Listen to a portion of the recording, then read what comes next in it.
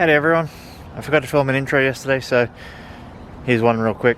In this video we are going to change the fuel pump in the AE92, and then we are going to change the wheels on the AE86 because they are not my Longchamps, so I have to put my Hotwires back on, but you'll see. I think we might end up going Longchamps.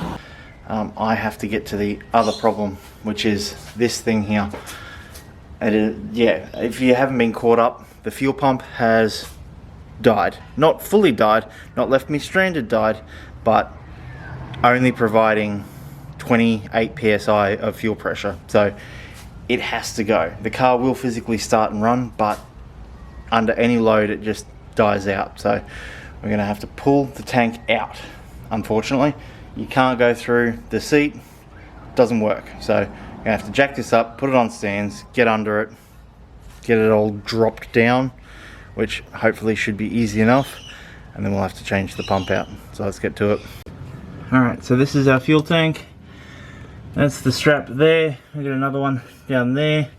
They are just like a little 14mm bolt, and then we have the fuel filler neck that we have to drop off, and then it's just those fuel lines up there which are a little out of focus. There you go. We drop those fuel lines as well, and we can drop this tank out. Alright, our first course of action is going to be getting that off, getting everything unplugged, getting it ready to go. Alright, so despite not having access to the pump at the top, there is still an access port for the fuel level sender and the cabling for the pump. So just got to unplug that there. We're just going to drop these straps down. Once these are sort of out of the way, we can get to that fuel filler neck. Now we're just going to undo the brake lines because they are, for whatever reason, bolted to the rear straps. So yeah, the handbrake cables bolt on, and we're just going to pop those off, and it should be able to good to drop. Alright, so fuel pump is out. Now you may have noticed that I was struggling to get it out of the hole a little bit.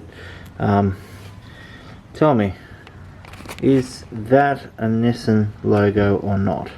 Because that certainly doesn't look like a Toyota one, and it looks far too large to be a Toyota one, considering the one that's supposed to be in the Toyota is that, which should fit in the hole nicely rather than struggling to get it in and out. So I'm going to say that maybe sometime in Japan someone's got a Nissan in their yard, an older one, probably like a 31 or something like that, something with a bigger pump, and replaced it before. So we're going to chuck this one in and hopefully it should be all good. Now, installing one of these 38mm pumps should be relatively easy. You got the hose, that's in-tank hose, you need to use that. You got your pump, you got your wires. We're just going to have to strip and crimp on the tank side, and then obviously your clamps for your hoses, and then you have your little strainer go on the bottom. They come with two different ones depending on the size of your desires or needs. I'm going to have to go the smaller one due to the size of the hole and the size of my tank setup. So yeah, we're just going to assemble all of this neatly. Here I'm just pre-assembling everything, making it nice and easy to try and get it back in the tank. Just going to connect everything up here, and then we should be able to get it in. So with the new pump, they do come with a plug, but you do have to do some wiring on it. So I'm just stripping back the cables here, trying to crimp it on. I do mess it up a little bit, but you know, it does go on eventually after a few tries. So yeah. Alright, and now we are putting the tank back in. It's pretty much just a standard reverse the previous procedure. It's just an absolute pain of a job. So yeah, it took me a little while, but yeah, as you can see, it went in. Alright, that was a nightmare. Let's go grab the key and see if it starts up now. Alright, moment of truth. Let's see.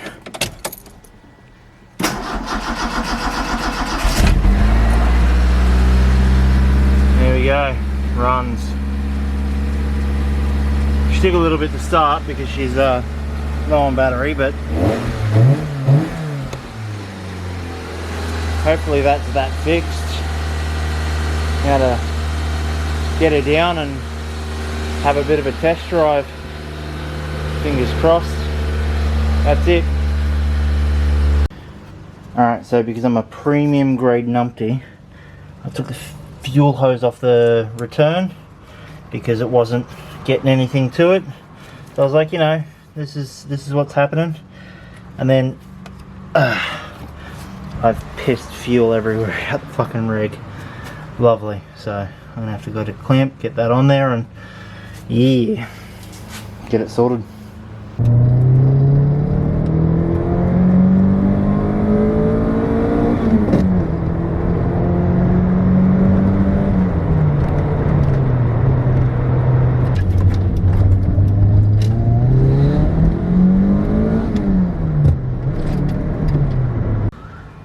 Alright, now that that's done, Longchamps or Hotwires? Fresh tyres on the Hotwires. How good does that look? Honestly, China's finest. Just a decent size, nice and meaty, somehow asymmetrical. Not quite a Longchamp cool, but it's definitely up there. Yeah, maybe this is the sign that I go and get my own Longchamps for it.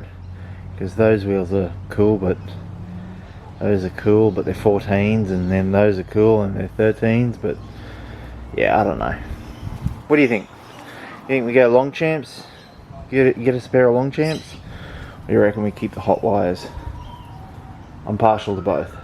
And we have the Hotwires back on, so I like them. I know that not everyone does, but I think they're a great looking wheel. They suit the period perfectly. They're just a great fit on here too. Like, I could probably do with like maybe a 5mm spacer, but really, like, it's pretty good. I think it's pretty good anyway. But yeah, what do you think? We keep the Hotwires, or we get some Longchamps? Alright, and this is them side by side. So should I do it? Should I go Longchamps? You let me know. Either way, I will see you on the next video. Peace.